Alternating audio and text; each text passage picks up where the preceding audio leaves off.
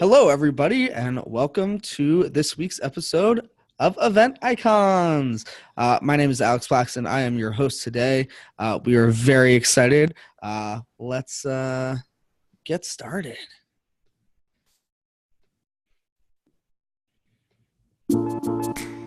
It's Wednesday at 5 p.m. Eastern, so you know what that means. It's time for another episode of #EventIcons, presented by Endless Events, the show where you get to ask the icons of the events industry anything. Use the question panel on the webinar to submit your questions, or you can hop on Twitter. Submit your questions with #EventIcons. We'll be answering your questions live during the entire show. Before we get started, the more people we have watching, the better conversation we can have. So please help share #EventIcons on Twitter and Facebook. Just tell your friends to watch at www.event-icons.com.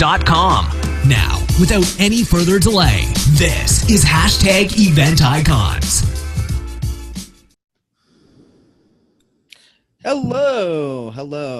So I'm very excited about today's show. It's been a while since I've been on the show. It's been a busy month, but I'm back, and I'm here with two guests who know a lot about today's topic, which is on AI, artificial intelligence, and chatbots. As I'm sure you may be aware, chatbots are the new wave of communication. So we're excited to talk to our two guests today to figure out what does that mean for events, and together we're going to find out.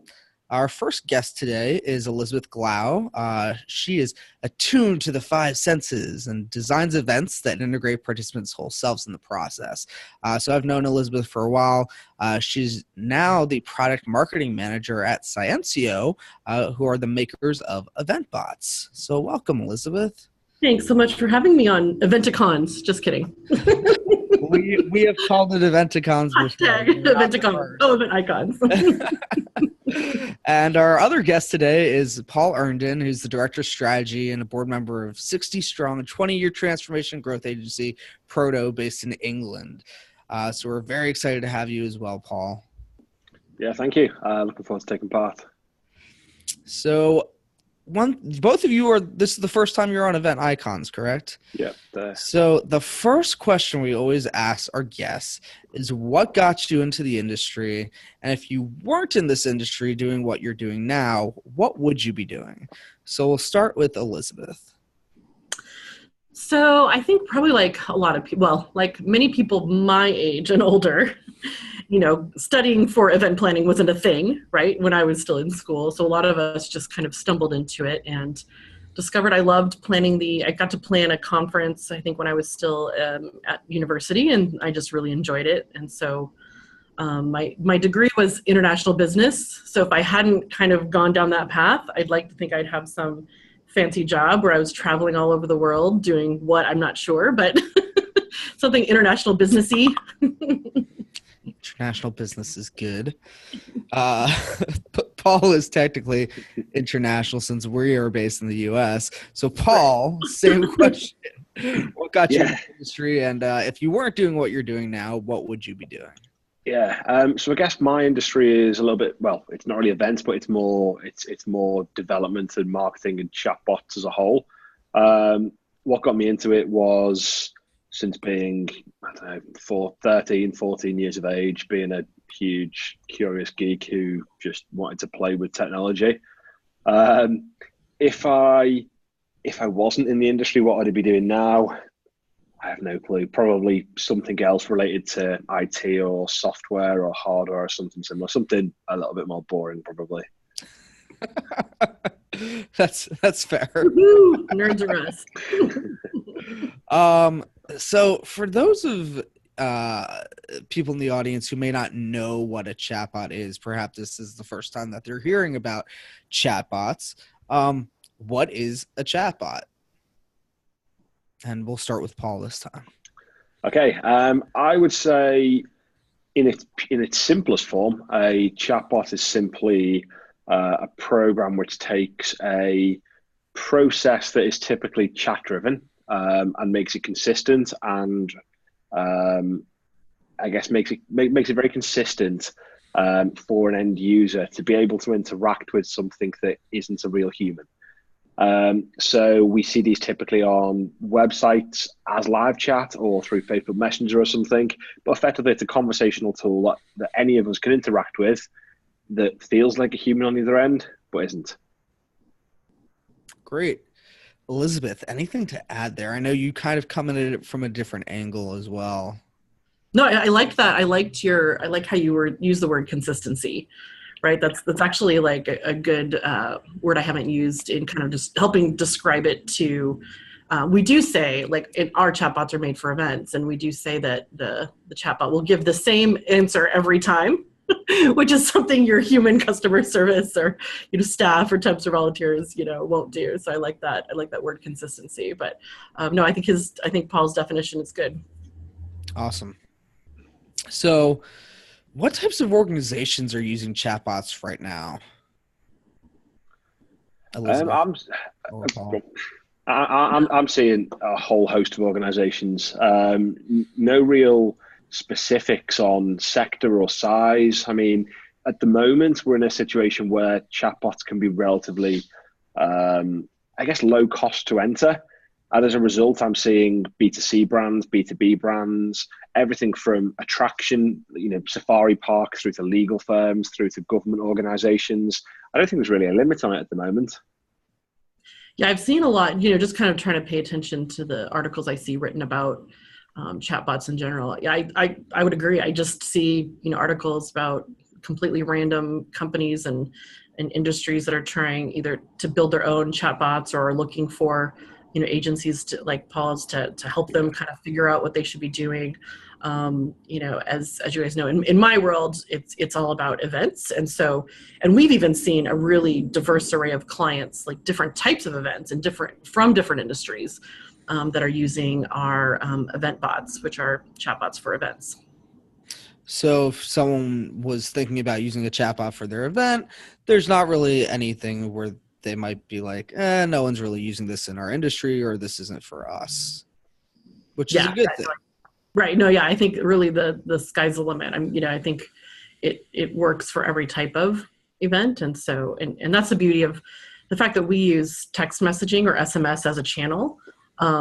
Literally, it does not matter what demographics of your attendees are. Like, literally everyone knows how to text. They already have it on their phone. It's easy for them. It's not like downloading a mobile app for your conference, where there's a little bit of more friction there and barrier. And quite frankly, a lot of the chatbots in the wider landscape are using Facebook Messenger, which we offer as well. But honestly, for events, event organizers are less enthusiastic about using Facebook Messenger or some of the other messaging channels for attendees, whereas text, they're like, oh yeah, that totally makes sense. And to echo that, what I really like about chatbots is that the one application can, give a variety of channels for the user to choose from without multiple installations, without multiple versions, and so on. We've got some organizations we work with who their demographic can range from 16-year-old individuals who are super tech savvy, who want things immediately. They used to Snapchat and WhatsApp and so on, all the way through to 80-year-old individuals who have a 25-year-old Nokia phone and still want to use that and don't really know how to get on Facebook and so on. So for all those event attendees who don't have smartphones, chatbots is the way to go. Yeah. And actually, and we do, we can handle, even if you've got international attendees at your event, and they're not, maybe they don't want to use text messaging just because it's an international or it's roaming or whatever, on their phones. We can do the web chat. We have options for them as well, so we can make sure that all of your attendees are covered. That's great. Yeah, I mean, I know for me, there's a lot. I've been in the events and on the event tech side, I see a lot of people who struggle with having adoption for event apps at their organization, unless they literally force people to do it. And even then, people will just say, I'm not interested, and then not get the information, right? But what I like about chatbots is that these are things that people are already using, right? They don't have to download any new software. Typically, they're already texting or using Facebook Messenger. So the barrier to entry for the attendee is much less, which is nice. Yeah. I actually was able to, I guess, experience. So you just hit me really. I was at a conference in Boston last year, and the entire conference, you walked in, you scanned a QR code, immediately you were in this event bot that gave me information as to the speakers and keynotes and location of toilets and Wi-Fi code and everything. And actually, the experience for me was far greater than a lanyard, which I always lose, or a brochure, which I don't pick up, and so on. Yeah. And it's much more green and sustainable, which is Absolutely right. And the printed.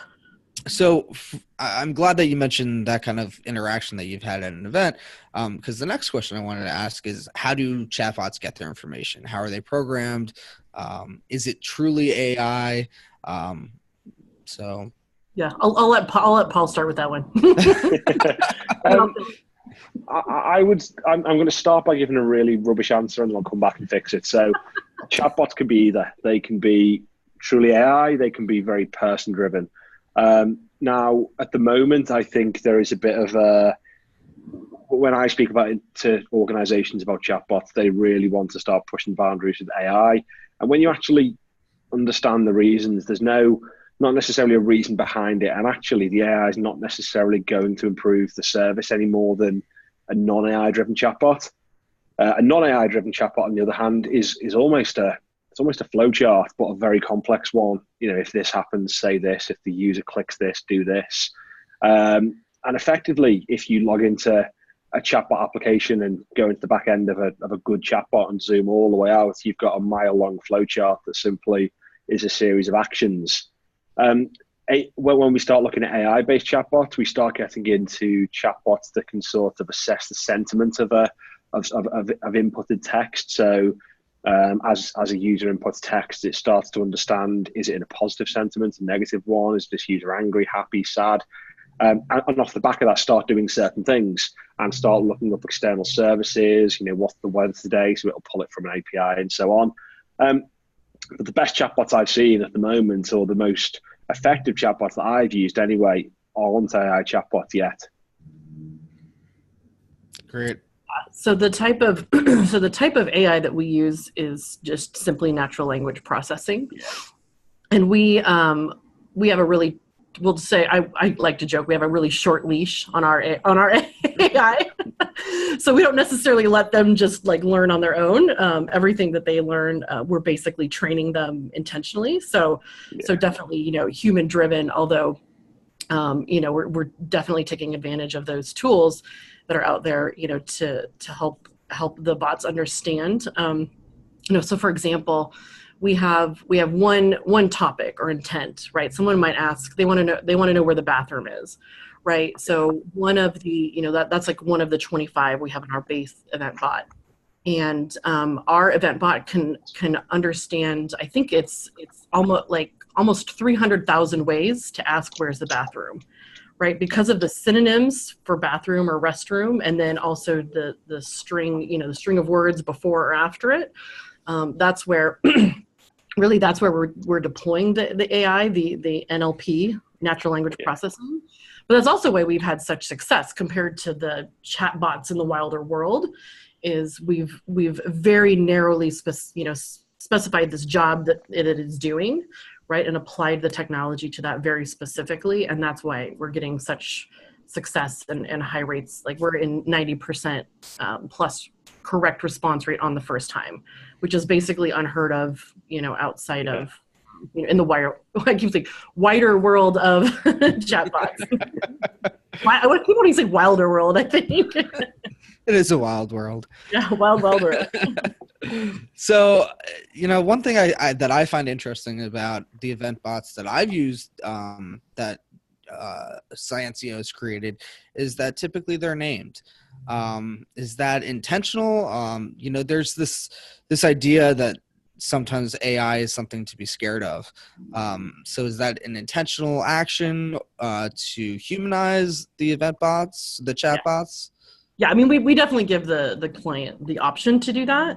And, you know, of the events we've done where they have that, I mean, people love the actual interactions they're having with it. But I think that personality, you know, when the event actually not only names it, so, you know, like BizBash did, not only name it, but actually give it a graphic, you know, an icon, like a, you know, so you can actually see it, and then you reference it when you see her on signage or whatever. And it just, you know, people know, we don't try to pretend like it's a human, you know, people know that it's automated, you know, it's a chat bot, but they just love it.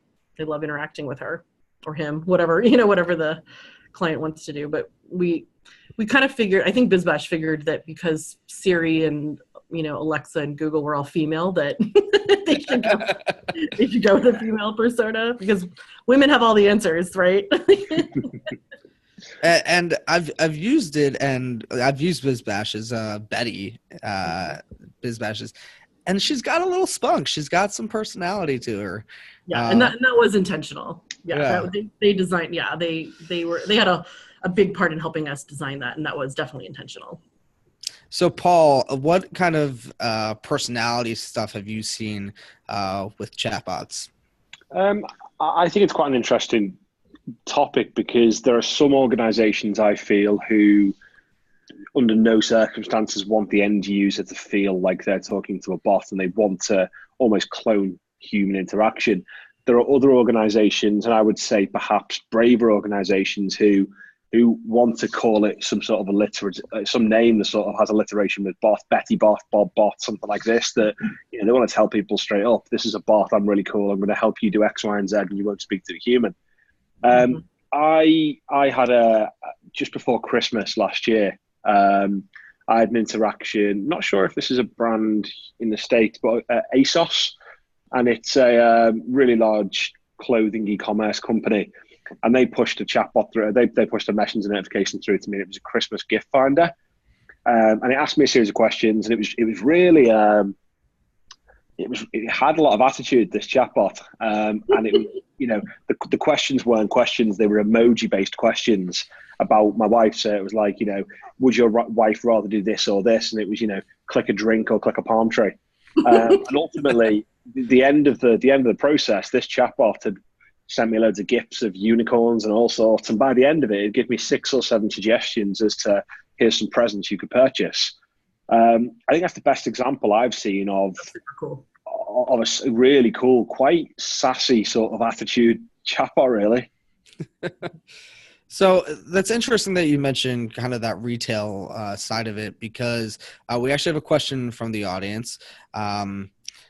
MK asked, I know you've got a lot to get through, but she'd love to hear, or he would love to hear, the pros take on sponsorship and advertising in the chatbots to help offset the cost of the investment. So what have you seen that's been done with sponsorship or advertising? So I'll give you, I'll just jump in and give you kind of, so in our examples, what we've started helping clients do is, if a response, like, let's say your like Wi-Fi is sponsored at your event, the chatbot, you know, if somebody asks about Wi-Fi, which is, by the way, like the number one question people have about events, the response it can return is, you know, Wi-Fi is this, it's free, and, you know, here's the network and the password, and it's brought to you by so-and-so.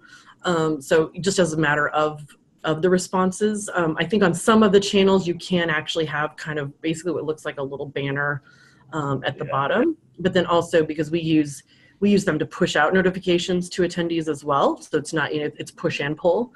Certainly, just like you would with your notifications on your mobile apps, you can have anything, you know, any notification brought to you by, or, you know, the text you send out to everybody at the beginning, say, hey, I'm Betty, or whatever the event bot name is, you know, I'm here to answer your questions, and I'm brought to you by, you know, so-and-so. So those are a couple of ways you can kind of sneak in some sponsorship there. And Paul, have you seen any unique kind of sponsorship or advertising? No, I've not seen. I was listening to that whilst thinking of my answer, and I've not seen that, and it's something that I'm not sure if I agree with. If I agree with the concept of sponsorship and advertising within a chatbot, because I guess the answer is twofold. Number one, I think we'll probably come on to this, but I think there are other ways in which you can help offset the cost of investment, which we'll possibly talk about later. But more importantly, don't know if you heard that my Alexa just went off in the background. It almost sounded like that. But more importantly, I think that people utilizing the service are almost expecting this to be quite human and quite conversational. And I feel like if I was at an event and I was the concierge myself and I was helping people with Wi-Fi and somebody asked me and I told them the code and said, hang on, just before I give you that last digit, this last digit's been brought to you by Siemens, who supply the routers and supply yours also. I don't think that, I mean, I'm being very facetious with that example, but I don't think that would be the experience people would expect. No, I like that take on it, right? Because I think that we are, we're always asked this question and asked to incorporate that. But you're right. We do still want it to feel, very natural in the conversation. And so if you wouldn't be told that by a human, right? Like then, told that by the chatbots. I think, that's interesting to consider. So you wouldn't have someone watch a 30-second video before you give them the answer? Well, depends on how much money the sponsor's giving you, right? That's an interesting point. So that is an interesting point. I see, and maybe this is possibly something Elizabeth and the team are thinking of or have, but I'm picturing, I go to an event every September in Boston. I go to Inbound, which is HubSpot's annual conference. And some of the talks, I mean, last year, John Cena, Michelle Obama, some of the talks are incredible. Some of the talks in the sort of spin-off rooms are just as good, and they have quite large queues. Now, I go to a theme park every now and again in the UK called Alton Towers, and you can purchase a queue jump. I wonder if we're going to be in a situation where you can queue jump, you just need to watch a 30-second advert, or something along those lines. So we're actually able to give an enhanced experience for somebody choosing to interact with ads. Interesting. Mm-hmm. I go to Inbound too, so that's. I'll see you there. Not this year. I know they didn't give me free registration for tweeting last year. More on that later.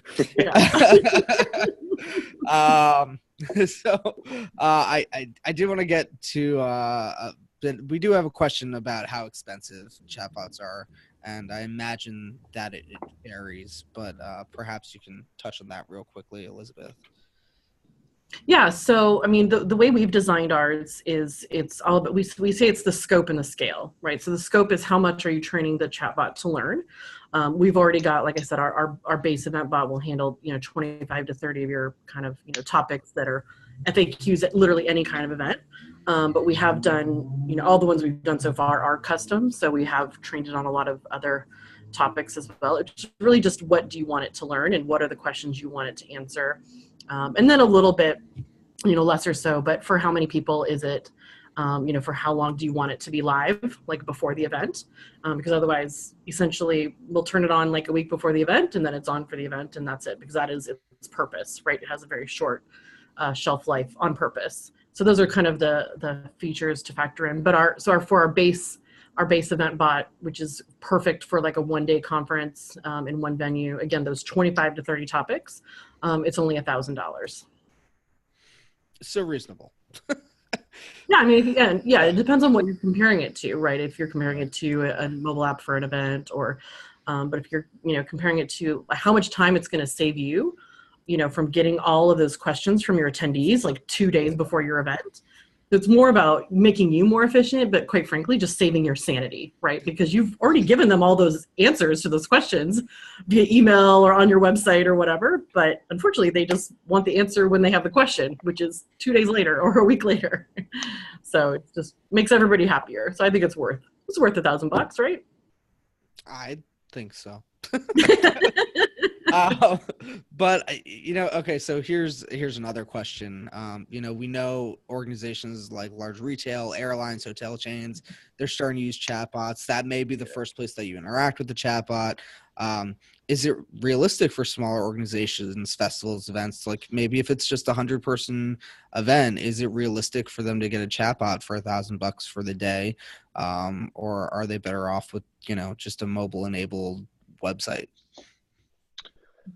Go ahead, Paul. So I'm going to come at this in two ways. So sticking with the event industry for now, even a small event of 100 people, I mean, that's what, £10 an attendee or something like that. If you break it down to the cost per attendee, it's £10 per attendee. And if you think about value you're going to add to one of those attendees, it's probably greater than £10, and that value will probably come back into the business in some way, shape, or form. Whether it's future events, whether it's purchasing your product, arranging a meeting with you. So I think the pricing model that Elizabeth's presented is really reasonable. I guess going to the airline side of things and stuff you said there, I mean, that's the sort of stuff we do when it comes to very sort of bespoke chatbots. And we've, I've seen chatbots in the, I guess, development space be anywhere from 5,000 upwards to 100,000. But these are very bespoke. And if you consider, an airline, for example, these might actually, know who you are based on your booking, pull your information in. The chatbot might be able to, in a conversational manner, select your seat on the plane, ask you if you want to deduct the balance from your air miles, interact with Amex or, American Airlines or something to complete that transaction. So I guess you mentioned before, it's scale and scope. Most of the chatbots I do, I work with, are the scale is indefinite. They are there to last, but the scope is far greater up front. And I think as a result, you probably disguise the limit when it comes to price and functionality.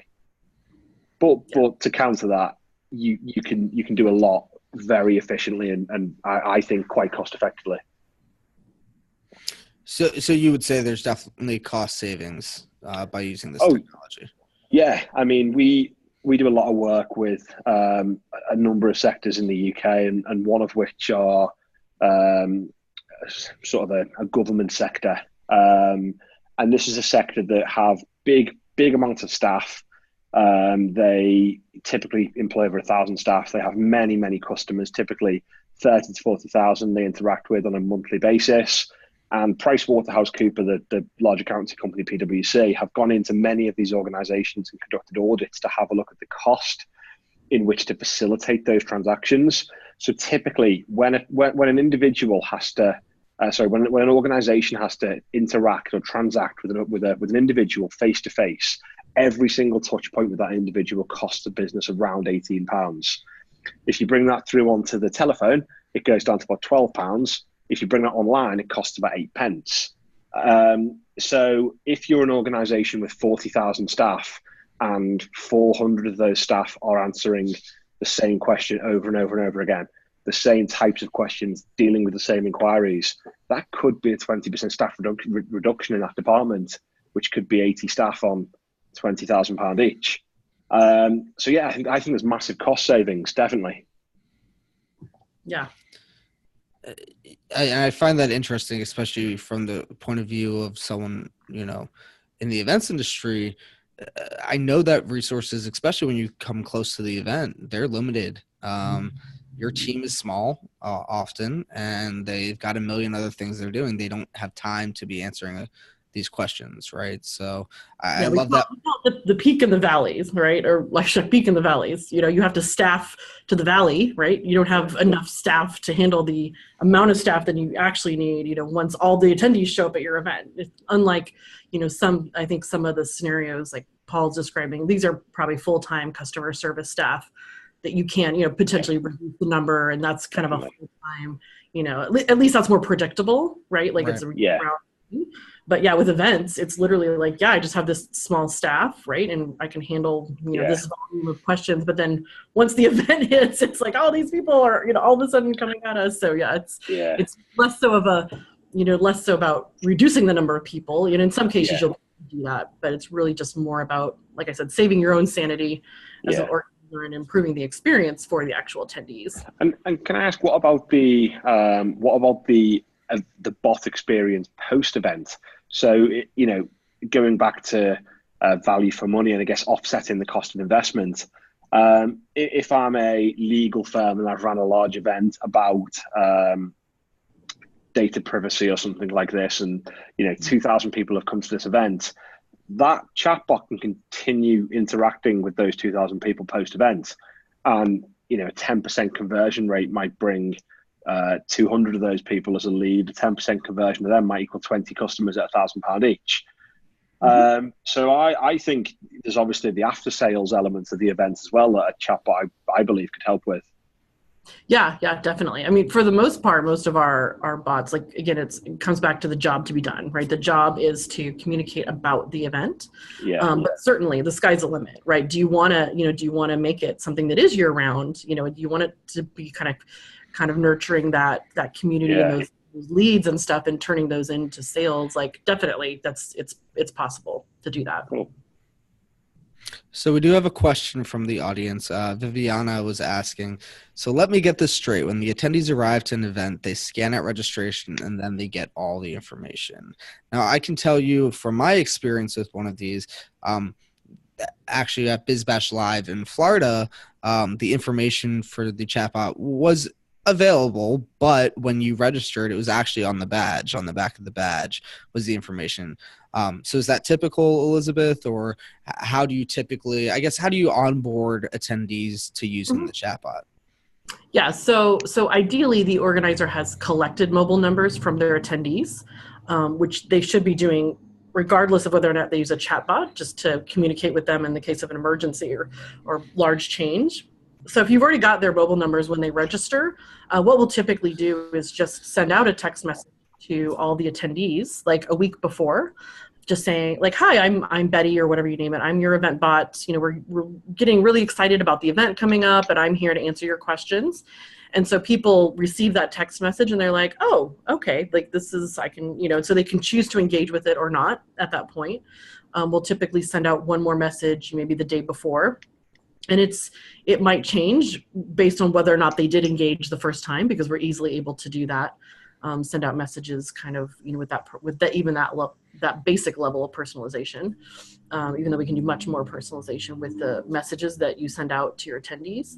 So yeah, so if for whatever reason you can't do that part, like if you have not collected mobile numbers from attendees, then you have to do a lot as far as putting it on signage, putting it on the badge. BizBash also did a fantastic job of training their temps that were working registration to tell people. So when they gave you your badge, it was like, hey, and also if you have any questions, text Betty, here's the number. They would show you like, here's the number on your badge. They were promoting it at the beginning of the sessions. And so they did a fantastic, and the volunteers also had t-shirts on the back that said, have a question, ask me or text Betty. And it had the phone number. So they basically, they've done a great job with every channel possible where you could, promote that, hey, this is how you get your questions answered. They did all of those things. So any number of those can work. Which I think is also nice, and I think it's something that isn't often thought about, but how our attendees who are introverts versus extroverts interact with, when they have questions or needs. The fact that it says ask me or text this number is kind of nice for them. Definitely. Yeah, and something, Alex, you would appreciate is, as much as you're encouraging people to ask questions via that channel, then they're not junking up other channels like your social media with, random questions and potentially even, feedback and comments and things like that. Exactly. So I did want to ask a question as far as implementation goes. How hard is it to implement a chatbot? Paul, you want to start with that one? Yeah, sure. I would say it's very, very easy to implement a chatbot, and I'll caveat that with it's very difficult to implement an effective chatbot. There are loads. The same thing. there are loads of tools out there for £9 or $9 a month that you can go and get and start creating a chatbot that, if a user types this, they'll do this. But what it won't do is learn. What it won't do is evolve. What it won't do is necessarily target the right people and send people on different paths and have fallbacks if something goes wrong. I would say that when we do chatbot work, 99% of the cost is in thinking and people executing the commands, as opposed to the software or the service to do it. Yeah, that's great. Yeah, we say the same thing. Like, it's these days, and you're going to find this more and more so, right? It's really easy to build a chatbot. There's all these tools now available, like, oh, build your own. But if you want to, hire somebody who has already thought through the conversation and, or will be a partner, like Paul, be a partner in kind of helping you through what is the conversation? Like, what is this job we're hiring it to do? And, really give it a rich and contextual conversation versus just, but yeah, like all those things that Paul mentioned. And so in the event space, it's, we're going to have our base event bot up in a few weeks where you could go to our website and plug in the answers, but you get the benefit of all of that work that we've already put in, to that conversation. But otherwise, even for custom event bots, custom chatbots in the event space, it's still about 6 to 8 weeks. So 6 to 8 weeks out, before your event, because you don't have the answers to questions like, what's my Wi-Fi password until then anyway. So 6 to 8 weeks out, most of that time is actually us waiting for the event organizer to get all the answers to the questions. It doesn't take us that long to deploy it, but that's usually what we say as for them. So way less time than something like project managing a mobile app for your event. Yeah, definitely. Good, because that was going to be my next question was from a time point of view, a time perspective, when does it make sense to implement this? And I know you said earlier, Elizabeth, a week out you'll launch the chatbot. And then so 6 to 8 weeks is how much time you need to really implement this. How far in advance would you suggest someone contact a company like yours or Paul's to kind of strategize and start creating the chatbot? Yeah, so it's probably very different. And like my example will be very different than Paul's. So in our example, you probably want to contact us as soon as possible, just because right now we're doing mostly custom ones. And so you kind of want to get on our calendar. It was more than anything. It's not that it's going to take you that long, to do it or to implement it. As we start to develop more of these templates, that you can do yourself, that will be less of an issue. But for right now, if you're interested at all, definitely start the conversation and just kind of get it on the books, if you will. How about you, Paul? I would say something very similar. I mean, I think I would typically say even something basic. You want to be speaking to an agency or a provider, I'd say at least 12 weeks before. And I say that because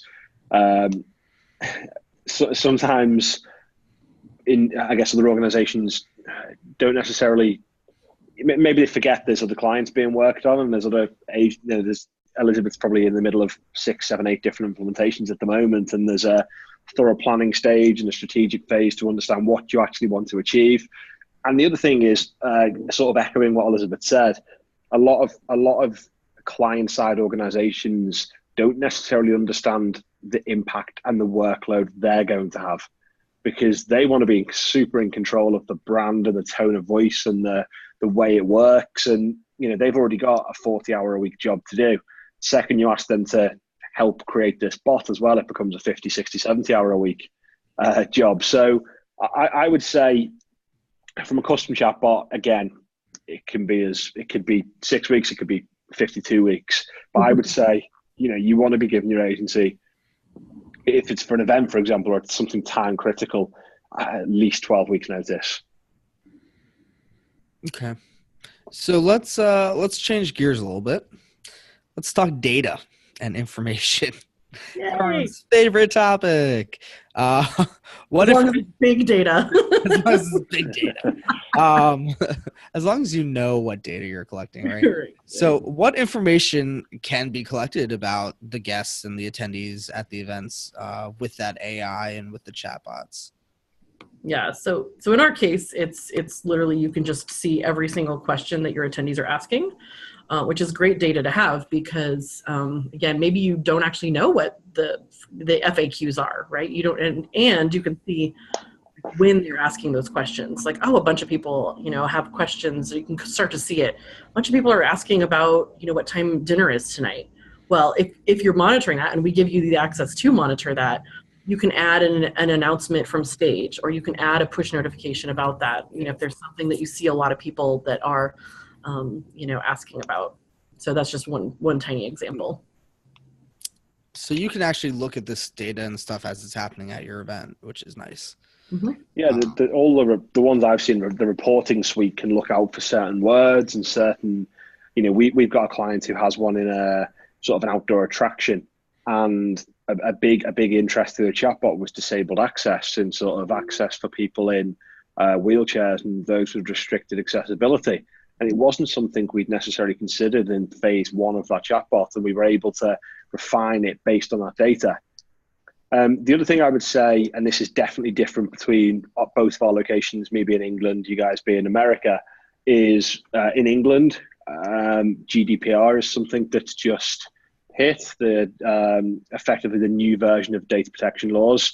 And now you, depending on how you collect data, you're classed as any of a data processor or a data handler, and it's too late. I've forgotten the other one: processor, handler, and controller. And you have to give explicit notice as to what data you're collecting, how you're using it, how they can be forgotten. There's so many new laws that have come up around data collection in Europe. However, chatbots and Facebook Messenger are interesting because you're not holding that data Facebook is. For example, if you use Facebook Messenger, that then comes with other issues with Europe, because then we need to look at safe harbor agreements and so on. So it opens up a big can of worms. But ultimately, I always say to people, GDPR is just as simple as don't be an idiot with data. And if you collect I don't usually say idiot, it's usually a stronger word.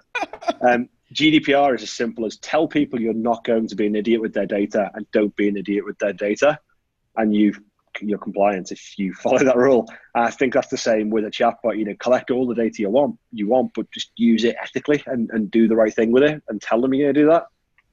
That's funny. So I'll spin the question a little bit, Alex, since we're on the subject of data and I guess personalization. You had asked what we're collecting on the users, but what's even more powerful is that we can use the data that you give us, right? We say we're just the voice of your data, right? Mm-hmm. So when you're porting in your attendee list with their mobile numbers, if you also tell us who the VIPs are or who the speakers are or anything very specific, like what is their hotel confirmation number or appointment time for something, all of that is just data, right? So our chatbots can be programmed to, when someone asks a question, we can deliver a different response to one person than we do the other, based on what we see in their data and what the appropriate response would be for those different people. And so that's actually pretty cool. That is very cool. And let's talk a bit about that personalization aspect, right?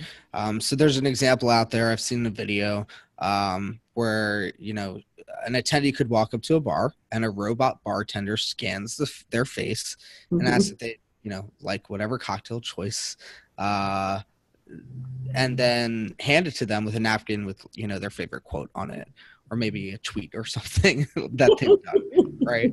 So, how far are we away from that kind of personalization with chatbots?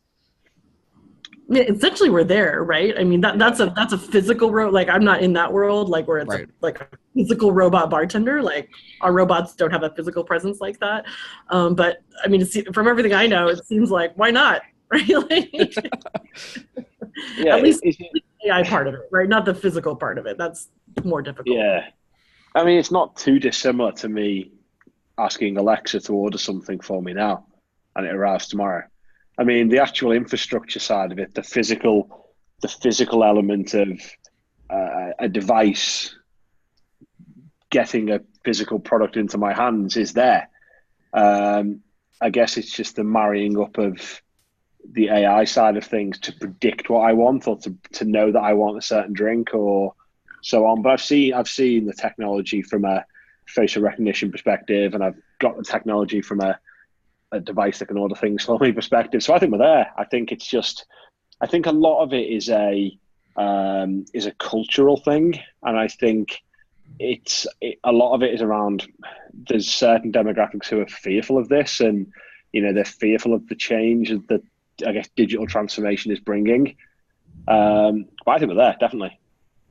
So, I mean, is there examples that, and I'll share one that I've seen recently, where we can kind of ease these people who may be afraid of the personalization of AI. So here's an example. At events, there's social walls, right, where you walk by and they show people's tweets or their Instagram posts. there's actual AI now that exists where they'll do facial recognition, and rather than showing everyone else's posts, they'll make sure that they show one of your posts. And what happens anytime that people see their own posts on a social wall is they turn around and they take a selfie with their selfie, and right? they tell their friends. So it's a better interaction for them to see their own posts up on the social wall opposed to seeing everyone else's and not theirs. But they may not even realize that there's AI being used there. They may just think, "Oh, my post happened to be What up." great timing! Yeah, what great timing. So, I mean, I think if there's things that we can do like that to ease it in, I don't know. I think necessarily like a robot bartender who knows your favorite quote and your favorite drink can be scary. But seeing your tweet on a wall because you walked by, less scary. Yeah, I mean, my take on it in general, and this applies to targeted advertising and everything, right? I think our world is just so full of digital clutter, right? We're just like completely overwhelmed and bombarded. Like, I would rather see something that's going to be relevant to me or potentially relevant to me than something that's not. And so I'm at that middle age, right, between X and Y, right? So that partially plays into that, why I'm probably more okay with it than other people. But I want, I like efficiency. So I'm good with all of it. But that's just me. That's my personal opinion. I'm 28, so I'm of an age where I want to do everything as quickly, as digitally, as efficiently as possible. And I don't really care about my personal data because I feel like the more people know about me, the better my experience will be, the more tailored my shopping will be, the more tailored my TV programs will be. For me, the more data people know about me, the better, because it just makes my life easier and I guess more contextual. But I definitely think there are different demographic groups that need educating. Well, not even educating, they need sort of bringing along on the journey differently. So at what point do people get uncomfortable with the technology versus appreciating the ease of the access it offers us? Like, obviously there's a range as we're talking about humans, but where are you seeing the boundaries right now generally for comfortability with this technology? I don't know. I mean, in our experience, the attendees that have used our chatbots love it, right? So I don't know if there's some kind of line. I can't imagine, what that might be, where people are like, oh no, this is too much. Because again, like Paul said, if it's helping me, right? If this is a useful tool, like if this is making me more efficient, then I think people are still, going to like it. But I don't know. I think it probably depends on, I guess, the application of the chatbot and the people. So I imagine, Elizabeth, you might have, if you were to run an event for coffee enthusiasts, I think you'd get every single person there desperate to use the chatbot. If you were to use it for those that have been practicing accountancy or law for over 30 years, you might get a different sort of take up. But again, maybe that's just an age thing. For me, in the UK at the moment, there are now 3 companies. Well, there's multiple. There are 2 or 3 that are worth talking about that are offering a complete AI chatbot experience to purchase a house and get a mortgage. So you can literally, without speaking to a human, receive £1 million of cash through a mortgage application process. Sold. without speaking to a human person. Now, this bot still goes through all the same checks that legislation requires. But as we said at the beginning, it goes through every step in the right order every single time. There's no human error. So if you're not eligible, you don't get accepted. If you are eligible, you do get accepted. And going back to fear, I mean, I imagine my mum wouldn't dream of receiving a mortgage through a screen without speaking to somebody. I am all over that. I am so ready for that. I don't want people when it comes to that. Yeah. So it's not, I think maybe it's not the line, like it's not that AI is going to do something else. Yeah. People won't like. I think it's the line is more of an education, right? Just educating people. Once they do experience it and interact with it and they realize, back to Paul's word, consistency, right? Once they realize that this is actually a better channel to get their questions answered or to do some transactional thing, like then it would be working with a human. They're gonna be like, oh, this is great. Like this is much better. But I think it's, for a lot of people, it's just kind of learning that it's going to be better and not worse. And hopefully there won't be a bunch of bad chatbots out there that people have bad experiences with. Hopefully everyone will experience good ones and, be happy with them. But, we'll see. So is there any AI or chatbot technology or use case with events that you have not seen yet that you would like to see? Some of the things in kind of, in our pipeline is working on the experience for exhibitors, right? So that as an exhibitor versus just, a regular attendee, you have a million different questions about that show. Like, where's my, like, what time's my stuff coming to my booth, right? Like all these questions that go into preparing to exhibit at a trade show. And so we've got that, on our roadmap to kind of, create that conversation as well.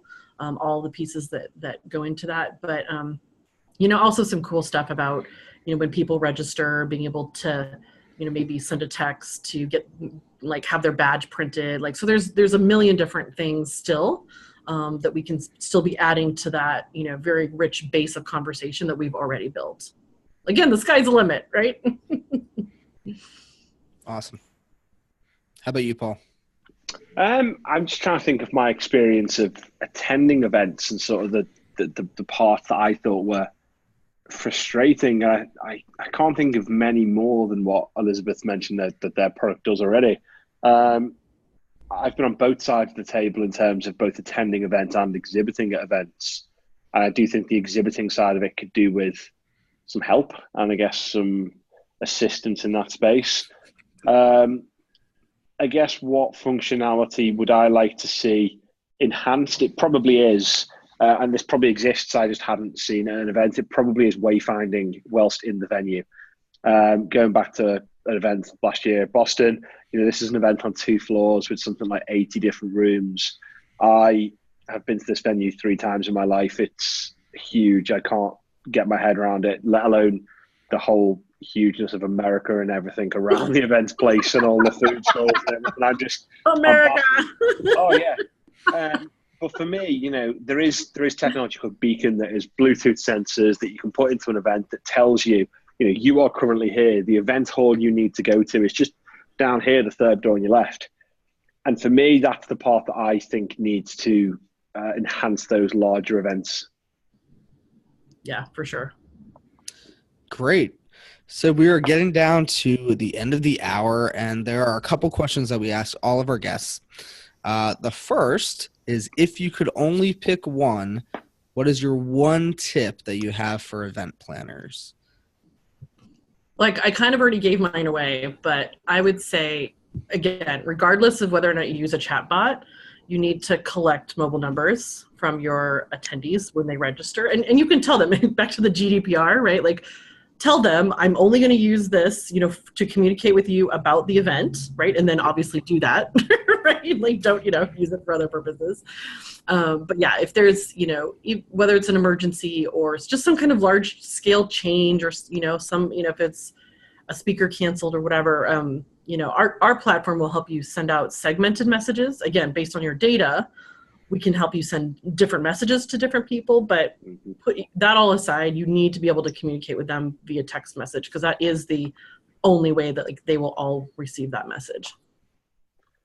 Yeah. I think my advice is about always be helping. And by that, I mean, the sole purpose of any event ultimately is to somewhere along the line collect revenue from those people through brand awareness, through whatever it is, whether you're exhibiting at that event, speaking on the stage, you're doing that because you want to enhance your brand and so on and generate new customers.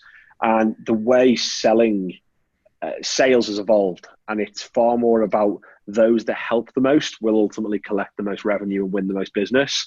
And events exactly the same. For me, I'm fed up of going to events and and walking past a stand and seeing, put your business card in the bowl to win a bottle of champagne or an Apple Watch or something like that. or being called over to watch a 15-minute demo to win a free pair of socks. Ultimately, what I would love is somebody to say, come over here, talk to me. What is the biggest problem your business faces in regards to digital marketing? And they just chat to me and help me for 3-4 minutes, and away I go. And then I'm more likely to interact with that person in the future. So I would say I'm not in the event industry, so my advice from someone not in that space is that I think every single part of your event needs to be about helping the attendees in business life, or whatever the purpose of the event is. And I think you'll see better results from your events. Excellent. And the last question of the evening. Do you have any new or cool resources you want to share? This can be websites, blogs, books, gadgets. Does not have to be related to chatbots or events. Just any resources that you're like crazy about right now. Elizabeth, you go first, because I'm just looking through Slack to find the link to what I was doing. What's the last app that I was downloading on my phone? Right? I found mine. Well, Paul and I are looking for our answer. You can go to sciencegivesplash.com/blog and learn more about chatbots and AI. And I have found mine. So I've just put a link in the chat pane on Zoom. So Alex, I don't know if you can share this differently or whatever, but so we'll be sharing these links in the blog post next week. Yeah. Well, the link I've just put in is Google have now released their completely free crash course on machine learning. There is a ton of content. I mean, I think there are 22 different sections, from framing, validation, feature crosses, logistic regression, classification. I don't know what any of these mean. I'm just reading it out of a pane. But ultimately, you do this course, it's hours of content. By the end of it, you have a fairly good knowledge of machine learning and how it works and what it is. And for me, I haven't done that course yet. I learned about it 3 days ago. And for me, over the next 2 or 3 weeks, I'll be putting myself through that to really ensure I've got a good understanding of machine learning before it. I mean, it's here, it really is. But before it's here on a wide scale consumer basis. Awesome. Elizabeth, did you find what you were looking for? No, but I'm thinking of kind of I don't know if it's a podcast. Well, you can also check out the Making a Marketer podcast that I'm a co-host of. But I'm thinking of this YouTube. Basically, it's a YouTube channel that I think it's G2. I think it's by Gartner. And the host, like the guy that does those videos, is hilarious. It's really high level, kind of business topics, but I just think they're really well done, and I've really been enjoying those. So I'll find the links so that you can post that when you post the blog. Awesome. Well, thank you both again for joining us today. I know that I learned a lot about chatbots today, and I hope that all of our viewers did as well, and everyone who's watching the recording. This is recorded live. EventIcons is recorded live each Wednesday at 5 p.m. Eastern Time. You can watch behind the scenes on Facebook Live. We release the recording the following Tuesday on iTunes, Pocket Cast, Stitcher, whatever your favorite podcast app is. And of course, if you go to event-icons.com, you can follow along with the show notes and the links to the resources that are shared. But the best way to join us is live. If you sign up at event-icons.com, you can join the chat live here on Zoom. And we want to know what you think. So on Twitter and Instagram and Facebook, use the hashtag EventIcons or join the EventIcons Facebook group, because we want to know what you think. And if you have any icons that you want to be on the show, let us know, and we'll try and get them on the show. So again, thank you for joining us, and we will see you next week right here on EventIcons. Thank you.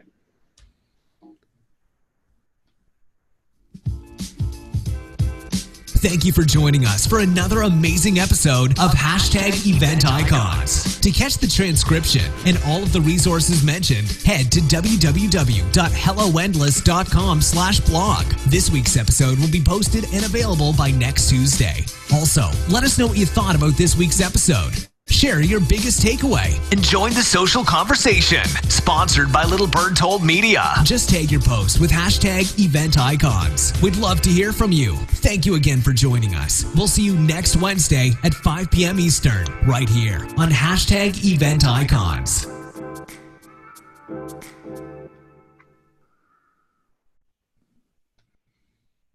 Oh, I like that Viviana says that she'd never heard of chatbots, but she